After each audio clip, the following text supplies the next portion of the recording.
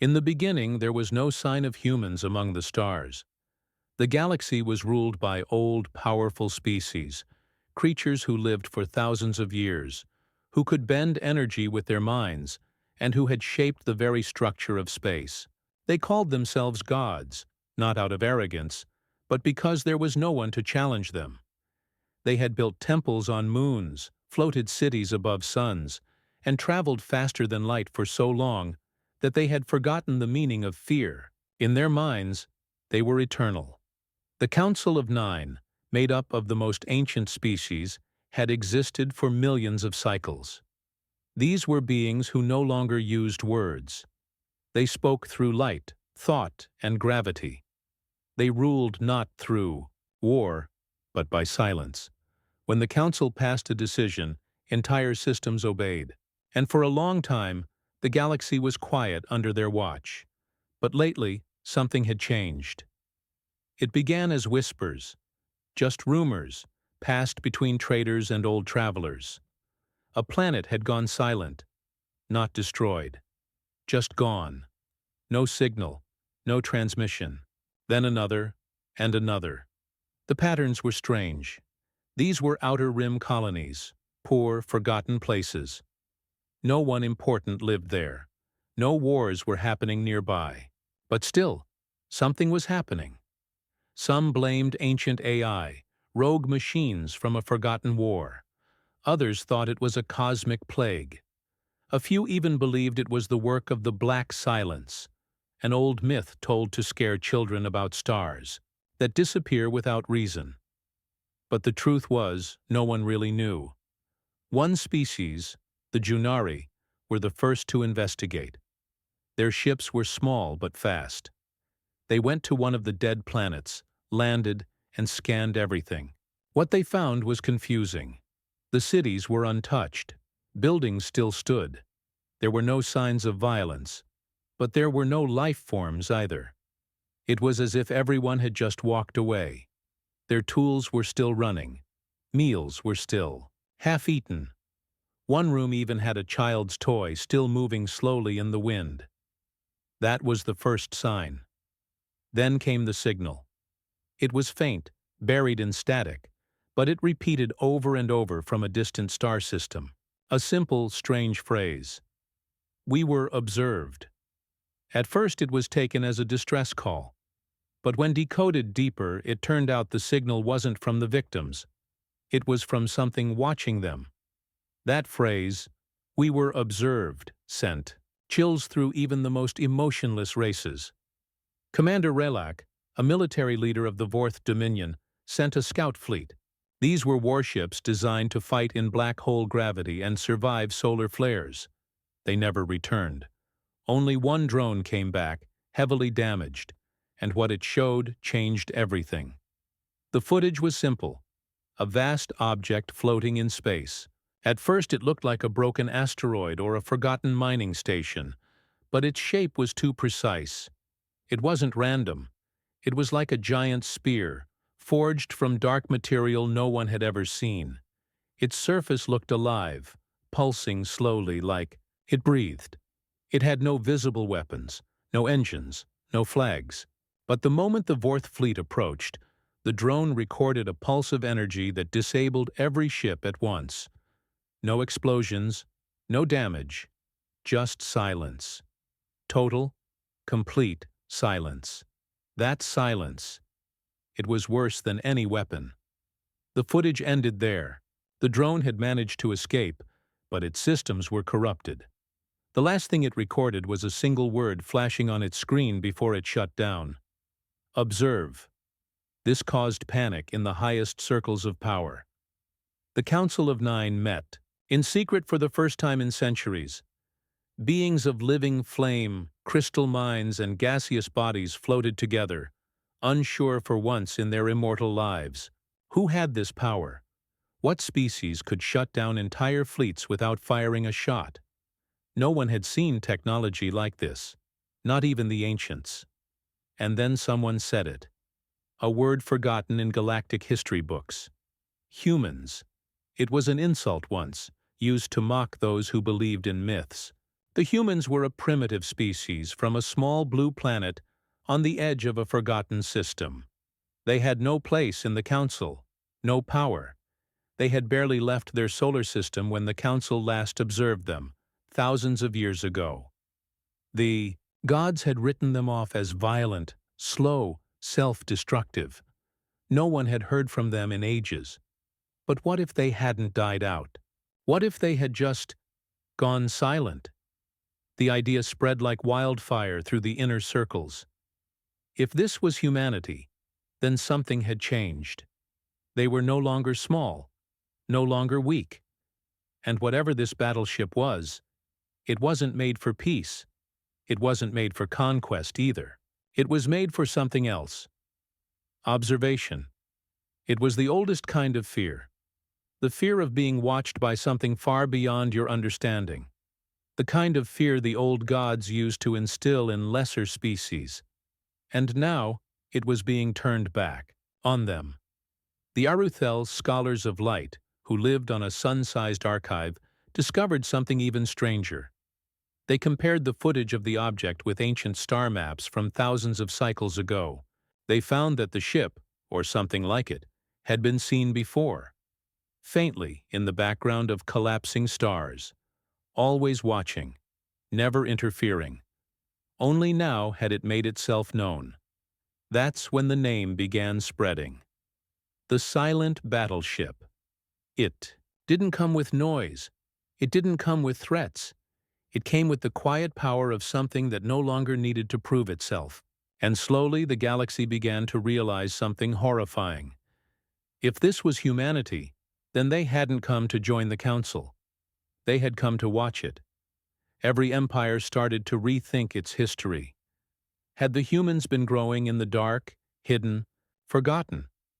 Had they created this ship not for war, but as a final answer to the silence the gods once gave them? After all, long ago, when humanity had first reached for the stars, they had called for help, begged for knowledge, pleaded for peace. And no one came. Now, something had come. Not to destroy, not to negotiate, but simply to show itself. It hovered in space, just outside the border of the Council's reach, in a sector once ignored. And though it did nothing, the galaxy trembled. For the first time in thousands of years, the gods felt small again. They didn't know what would happen next.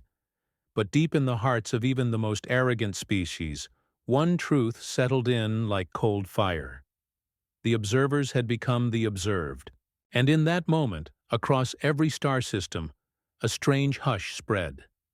Like the galaxy itself was holding its breath. Because when humanity's battleship arrived, even the gods went silent. Commander Varel was not someone who believed in stories. She had led fleets through dark matter storms, battled ancient machines on the edge of the void spiral, and had once brought an entire pirate empire to its knees.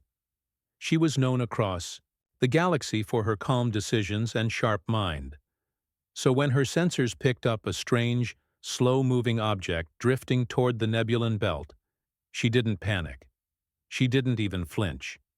She simply stared at the readings and narrowed her eyes. The object was not following any known path. It wasn't traveling fast, just floating calmly, but it ignored gravity pulls and solar flares like they didn't exist. It wasn't responding to hails. It gave no identification signal, no energy signature they could understand. From a distance, it looked like a huge rock, dead and cold. But something about it felt wrong. Vrel ordered her ship, the Tal'un's Grace, to approach slowly.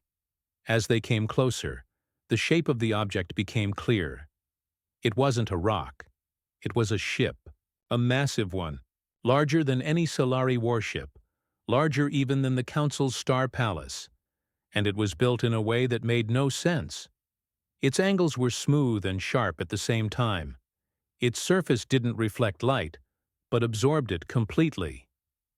No windows, no engines, no guns. Just a black monolith moving through space like it was asleep. The crew was silent. Even the most experienced officers looked nervous. Frel could feel it too. A pressure in her chest.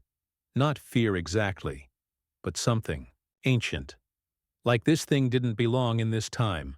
Like it had come from some forgotten corner of existence. She sent a recon drone toward it.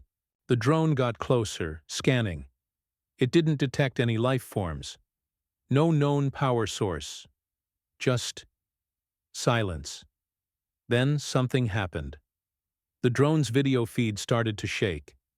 Static poured in, and then the drone stopped moving completely.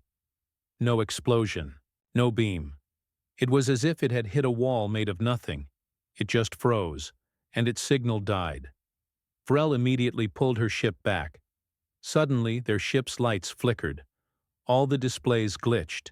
The engines stuttered. For 3 full seconds, everything went dark. Then, just as quickly, it all came back. A message flashed on every screen on the ship. Observe. One word. Nothing else. No sound, no voice. Just the message written in perfect Solari script. But no one had typed it.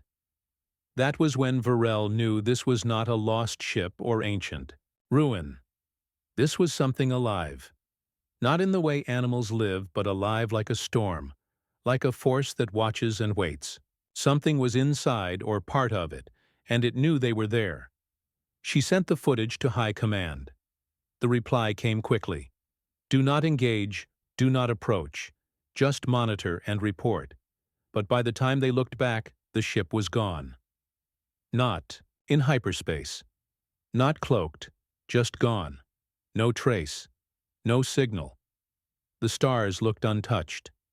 That was the last time the Solari got close. But the story didn't end there. Far from it. Soon other reports came in.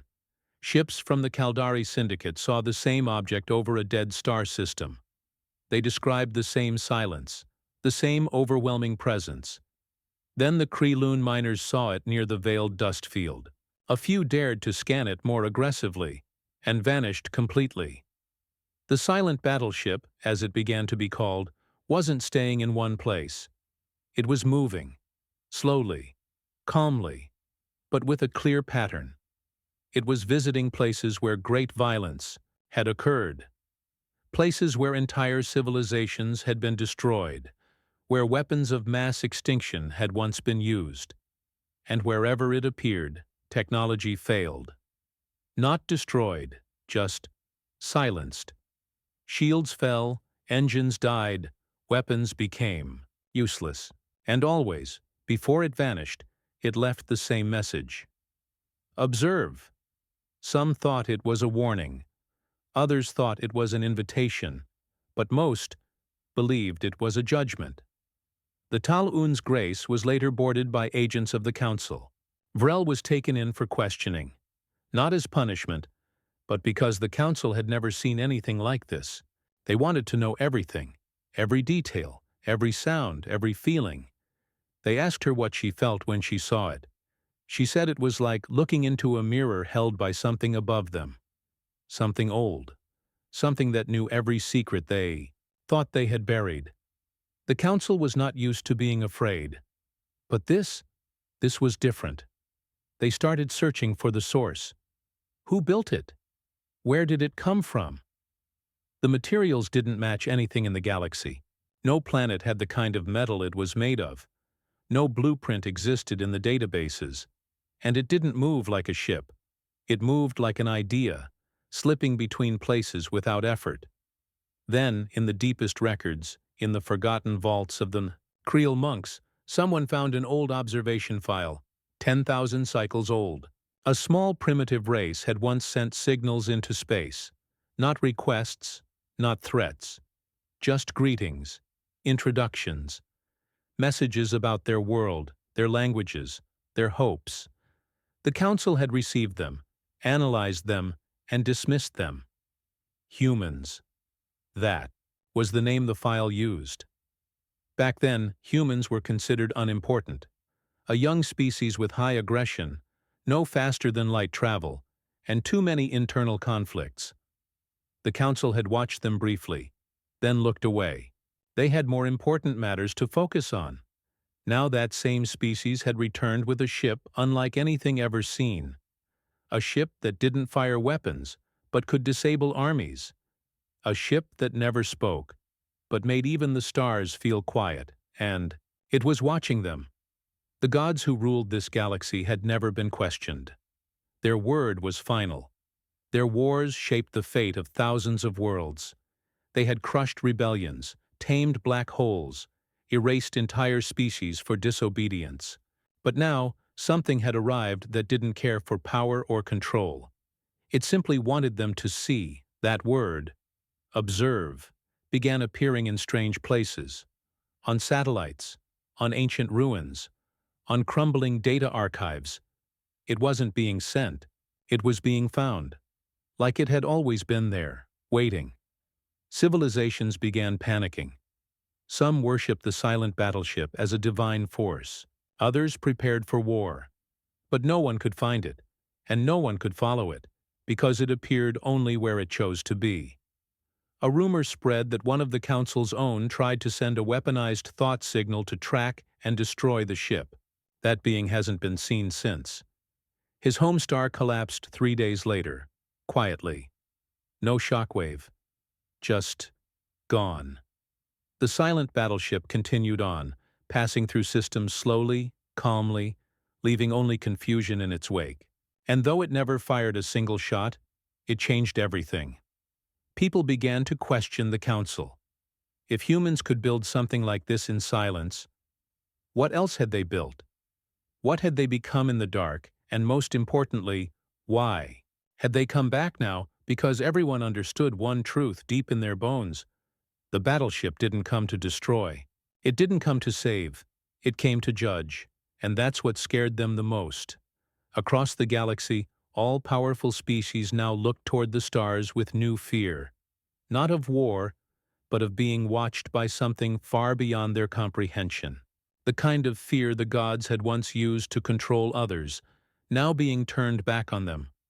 A single battleship, no crew visible, no voice. And yet when it arrived, the entire galaxy held its breath.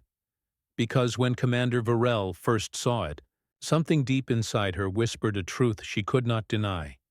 This was not the beginning of war. This was the return of the forgotten. It had been only a few cycles since the first sighting of the mysterious ship, but already the galaxy felt different. The balance of power, held tightly by the ancient species for thousands of years, was starting to tremble. The Council of Nine, once the unchallenged rulers of the stars, had always believed no one could threaten them. But now, there was something moving silently through space. Something watching them. Something they didn't understand.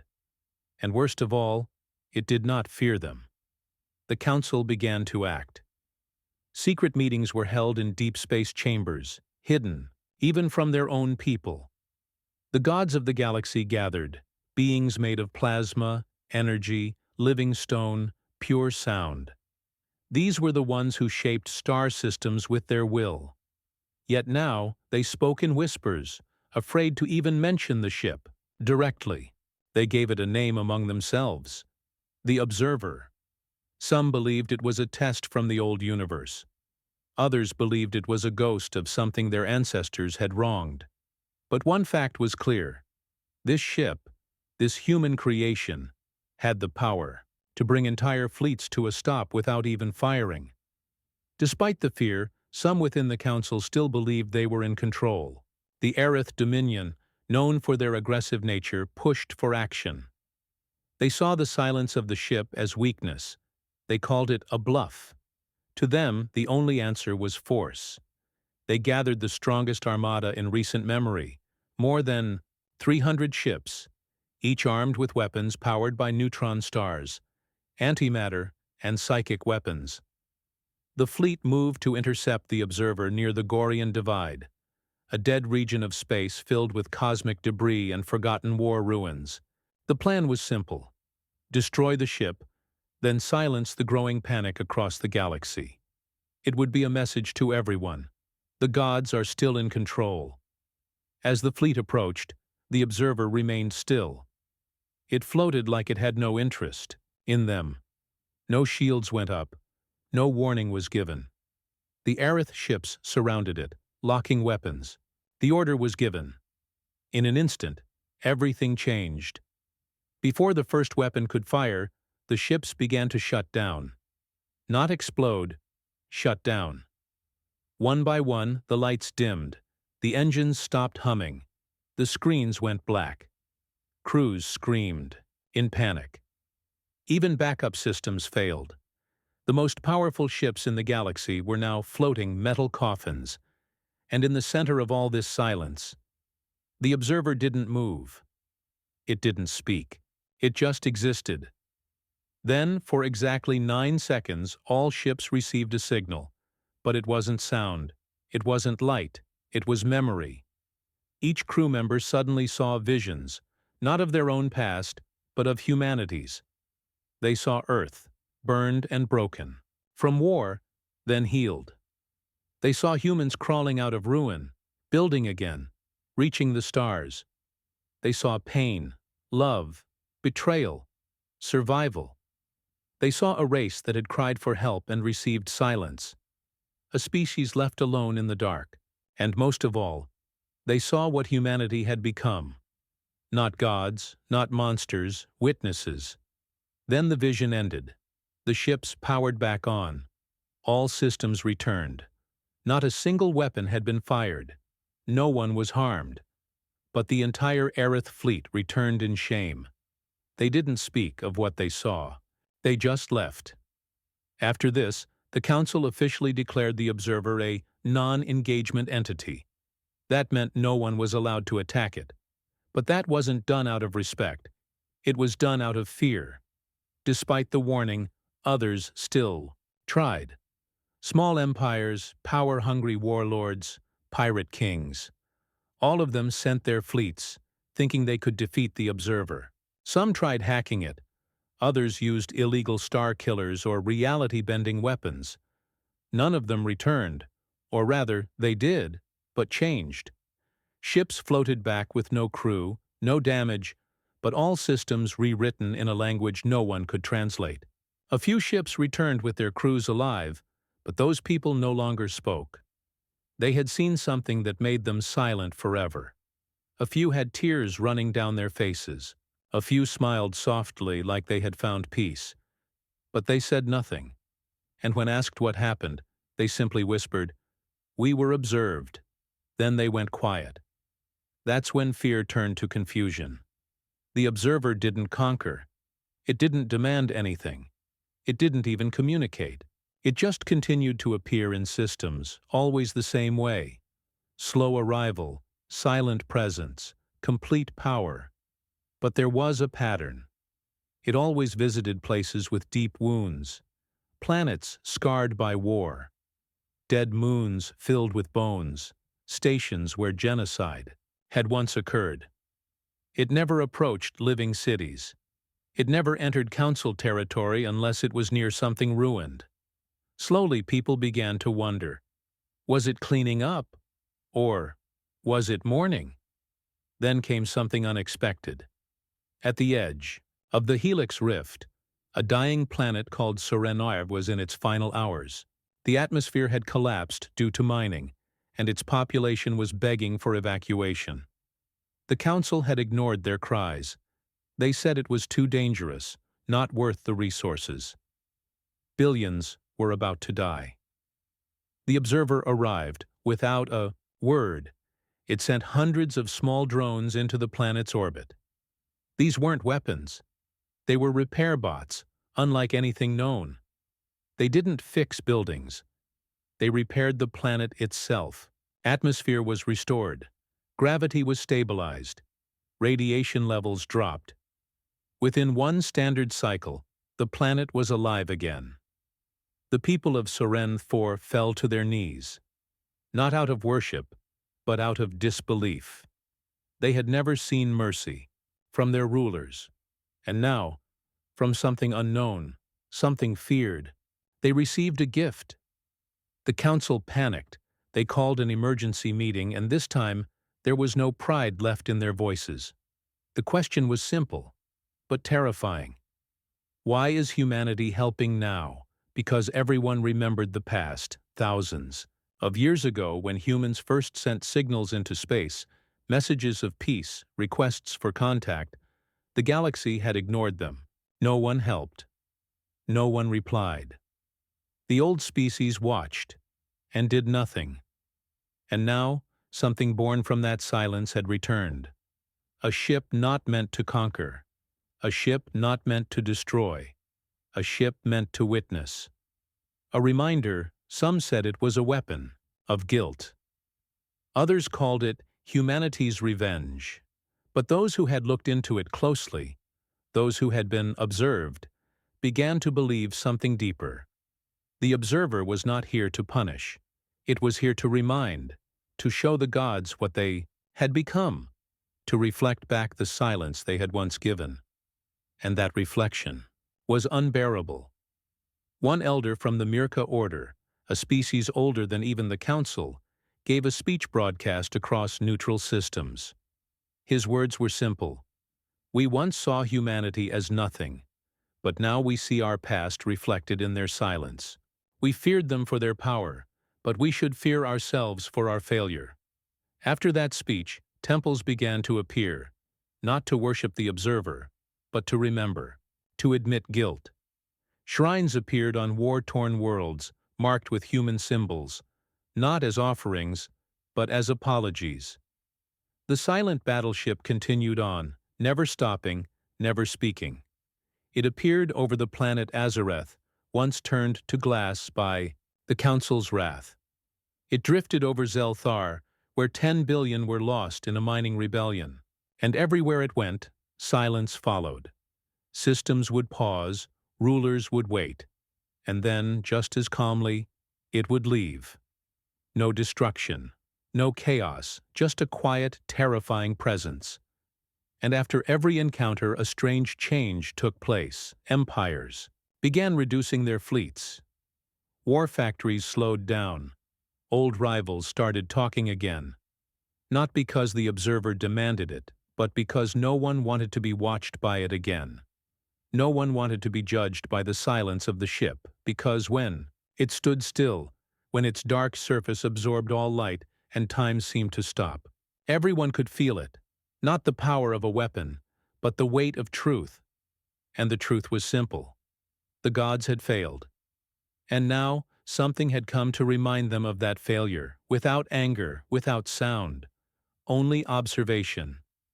And across the galaxy, this truth settled in every heart, even among the highest rulers. This was not a war. This was the quiet aftermath, and it had only just begun. Part 4, explained in simple, interesting English, in 2,500-word style. The galaxy was no longer the same. Ever since the arrival of the human-built ship, the silent battleship, or the observer, as many had started calling it, nothing felt stable anymore. The Great Council of Nine, the most powerful and ancient rulers of the stars, now sat in fear. Their empires, built on fear and control, were quietly trembling under the shadow of a single ship that never spoke, never fired, and yet made even the strongest feel small. Something strange began to happen across the systems. For the first time in centuries, old enemies were sitting together. Not for war, not for profit, but out of fear. From the ice worlds of Karen Prime to the burning gas fields of Veldara, leaders gathered in secret chambers and asked one question over and over again. What do the humans want? But the problem was, no one knew. Humanity had been silent for so long. After sending messages into the stars thousands of years ago, asking for peace, asking to join the galactic family, they were ignored. The Council didn't see them as important. At that time, humans were still fighting over food, land, and survival. And so the ancient races watched for a while, then turned their backs. Now, those same humans had returned. But they didn't come with armies. They came with something else, presence. They didn't ask. They didn't threaten. They simply arrived, and in their silence, they held up a mirror to the galaxy. The people who had once called themselves gods began to panic. One of them, Elder Zin of the Ulari, known for his cruelty and power, began building a private fleet in secret. He believed that the Observer was only one ship, and every ship had a weakness. He thought, if I destroy it first, I will become the new ruler of the galaxy. I will bring peace by fear once again. He created something never seen before, a ship made from compressed dark matter, shaped like a black crescent moon. It was called the Vortex Tongue. It could bend time in short bursts and fire a weapon that could slice moons in half. With this ship, Zin went hunting. He found the Observer drifting slowly over the ruins of Valeros 6, a planet destroyed by chemical wars centuries ago. There were no living things left there, only dust, bones, and air so poisoned it burned through. Metal Zin's ship approached with caution. His crew was loyal, each one trained not just to fight, but to resist fear. He believed the Observer would be easy to destroy if they struck first. He gave the order. His ship fired. Nothing happened. No explosion, no light. The Vortex Tongue's main weapon melted. It didn't overheat, it melted from inside, like it had never existed. Then all the screens in the ship flickered, and one sentence appeared, written in the human language, but every crew member could somehow read it. We remember. And then came silence. But not just inside the ship. Outside too. In the vast space around them, no stars twinkled. No distant comets moved. Time itself seemed to stop. The crew couldn't even hear their own heartbeats. One by one, they began to faint. Some cried, some laughed, some simply stared. Zin, the proud elder, found himself alone on the bridge, breathing heavily. His ship still floated. Nothing was broken. But he knew. He had failed. The Observer had not even needed to defend itself. It had let Zin attack, and in return, gave him a message. We remember. But what did that mean?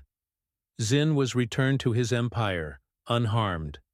But he had changed. He resigned from power and went into silence. No one ever saw him speak again. His empire broke apart days later.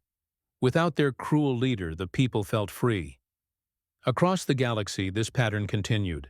The Observer would appear. Some would try to attack. Some would try to communicate. Some would try to hide. But no one could stop it. And strangely, no one could truly understand it either. That's when something even more shocking happened. On a small, forgotten moon called Lyra's Fall, a group of young explorers discovered a buried ship, ancient, rusted, dead for ages. But inside, they found something strange, a small metallic capsule. When opened, it projected a message in a soft voice, a language long dead. To the rest of the galaxy, but recognized by historians, it was a human voice. The message was thousands of years old, and it said this: to those who hear this, know that we once reached for the stars with open hands. We asked for friendship. We received silence. We suffered alone. But we learned. And when we were ready, we built not weapons, but witnesses. We do not come for revenge. We come to remind. What you gave us is what we return. The explorers sent the message to the council. That message broke something inside the older species. For the first time, they felt true shame. The council had forgotten that long ago they had made a decision, not to help, not to destroy, but simply to ignore. And now, the children of Earth had returned, not as monsters, but as memories given form. The galaxy's people began to see the truth. The Observer was not a warship. It was a message, a living memory, a reminder that every action leaves a mark. That silence is not harmless. That ignoring a cry for help is a choice, and choices have consequences. Civilizations began to change. Not out of fear, but understanding. The Krail, who had built Death Arena planets for entertainment, shut them down and began using those arenas as schools. The Yorick, a species known for their slavery systems, passed a law banning all forced labor. The Rexari, who had never spoken to another race peacefully, sent diplomats to Earth's last known signal path. They didn't know where the humans were. No one did. Earth was silent. Even the observer never spoke about it. But that silence felt different now. Not cruel, but patient, like a parent watching from a distance, waiting to see if their child would finally grow up. More observers began to appear. One over the dead galaxy ring. One near the black hole called Whisper's Grave. One floating above the old battleground of Zeta Trench, where millions once died for a war no one remembered. They never attacked, never judged aloud, they simply appeared, waited, then vanished. And their message always echoed without sound. We remember. The meaning of those two words changed for different people. For some it meant guilt. For others it meant hope. But for everyone it meant truth. Back on Earth, no signal had come for years. The planet was still a mystery. Some believed it no longer existed. Others believed humanity had moved beyond the galaxy, into higher dimensions, far from time and space. One theory, whispered in temples and tech labs alike, was simple but terrifying. The humans did not build the observer. They became it. Maybe humans had merged with machines, with thought, with memory. Maybe they had stopped being physical creatures and turned into something else, something eternal. And now they had returned, not to live among the stars, but to stand beside them, in silence as reminders. The Council eventually made a public declaration. From this day forward, we recognize the memory of humanity, and we accept our failure to respond in their time of need. We seek peace, and we open our arms to any voice that may yet return from Earth or beyond. It was a good speech, but they didn't know if anyone heard it. Still, that night, an observer passed slowly over the central system of the Council. It didn't stop. It didn't speak, but it glowed for the first time. A soft blue light pulsed from its surface, just once, and then it vanished into the stars. No one understood what it meant, but across the galaxy, for the first time in ages, people looked up and hoped. They didn't worship the humans. They didn't fear them. They remembered them, and maybe, just maybe, that was enough, because remembering is the beginning of change, and somewhere, perhaps watching from the dark, humanity waited. Not as gods, not as conquerors, but as witnesses, and the galaxy, once drunk on power, finally began to heal under their silent gaze. The galaxy had learned to live with the silence. Years had passed since the first appearance of the human ship, the Observer. But it never truly left. Even when it disappeared from one system, it was seen days later over another. No warning, no message, just that quiet arrival and its calm presence, hovering above the ruins of past crimes and forgotten wars. What started as fear had slowly turned into reflection. The powerful empires of the galaxy, once proud and unbothered, now moved, carefully, not because of threat, but because of guilt. Every empire, whether old or new, had once looked away when humanity had reached out in desperation. Now that very same species had returned as a silent memory, a living echo of what the galaxy had ignored. And yet no one had seen the humans themselves. They had seen their creation, the Observer, but no voice ever came from it. No face ever appeared. It simply moved like a ghost, reminding all who watched. We remember. But that changed when the last signal arrived. It came from a place no one visited anymore, the Ash Rift, a broken part of the galaxy filled with dead suns, shattered planets, and dust clouds made from ancient wars. The place was cursed, people believed, a graveyard of lost civilizations, And yet one day, a bright light pulsed from its center, something strong enough to reach every system at once. A single transmission followed. No words, only coordinates. The Council of Nine, still shaken by everything that had happened, gathered once again. This time, they didn't meet in their golden halls or marble towers. They met underground, quiet, nervous. The observer had never spoken before, never asked for anything. Now it was calling them to a place known only for death. What was waiting? Still, they agreed to go. The council sent a peaceful fleet. No weapons, no warships, only scientists, diplomats, and historians. Every major race sent a representative, even species that had never left their homeworlds before. Curiosity had overpowered fear. When the fleet arrived at the Ash Rift, they found nothing at first. Just silence, drifting rocks, and the remains of ships lost ages ago. But then they saw it. The observer, and not just one. Thousands. Lining the skies like stars, each one identical. All silent.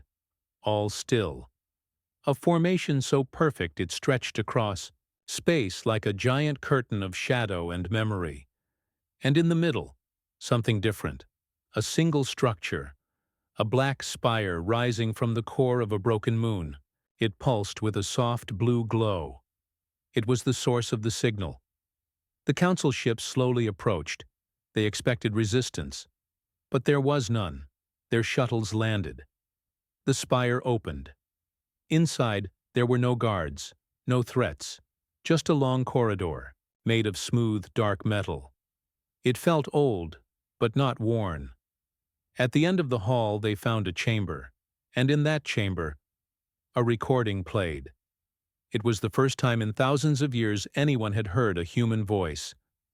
If you are seeing this, then the galaxy has changed. And if you have listened, truly listened, then you are ready to hear our story. A figure appeared, a hologram, a human dressed in simple clothing, standing in the center of the room. We once reached out to the stars. We asked for peace.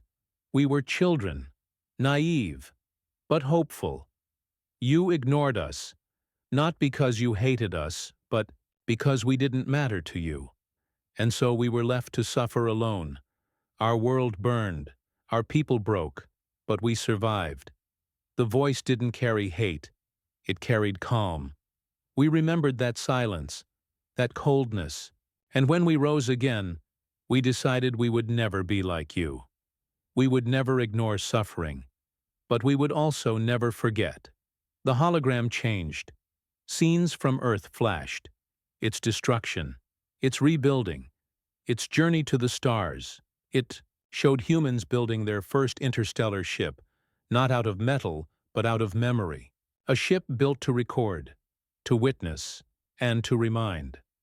We built the observers not to punish, but to reflect, to make you see yourselves, not through our judgment, but through your own conscience. The room fell silent. Then the final message appeared, written on the walls, glowing in every known language. Those who remember will not repeat. And then something impossible happened. A human walked in. Not a hologram, a real one, young, calm, eyes filled with something ancient. They looked at every representative with quiet kindness. No weapons, no fear, just presence. I am called Elion, they said. And I am one of many. We are human. Not as you once knew us, but as we became. The room was still. Even the council didn't breathe for a moment. Elion spoke again. We did not return to take anything. We came to return what was left behind. Our silence, our pain, our story. He walked toward the center of the room and touched a control on the spire wall. Suddenly, a soft hum echoed across the galaxy. Every observer ship began to move, slowly, gently. And then they began to leave the galaxy, one by one, rising into the dark beyond. not toward any known star system, but into a deeper space, a colder space. "We will not stay," Elyon said, "because this galaxy is not ours anymore. We gave you memory.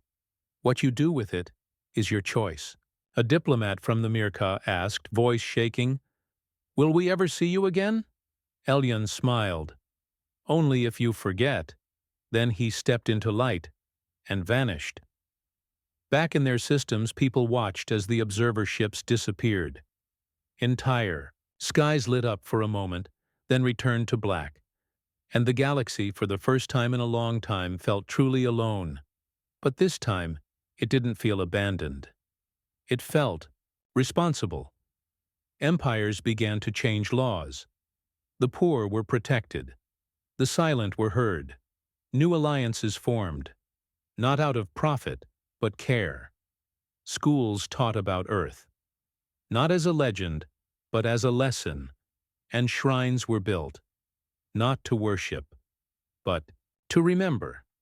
The phrase "we remember" became sacred, not because it belonged to the humans, but because now it belonged to everyone.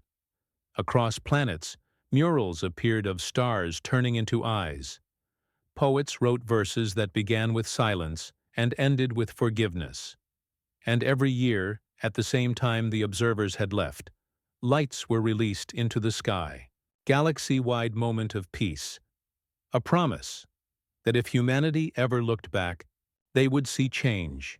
True change, not because they demanded it, but because they inspired it. Not through power, but through memory. The gods of the galaxy no longer sat in their thrones. They walked among their people. They listened more. They judged less.